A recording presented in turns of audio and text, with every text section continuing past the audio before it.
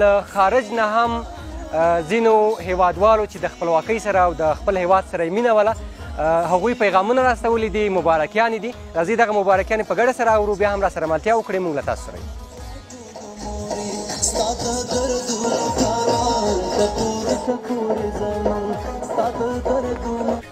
د لوی رب په نامه سلامونه ورکړئ. زه عمر بورا زماني له ډنمارک هېواد څخه خپلو ټولو هېوادوالو ته د خپلواکۍ یا ازادۍ د 101 کلیزې مبارکي وایم.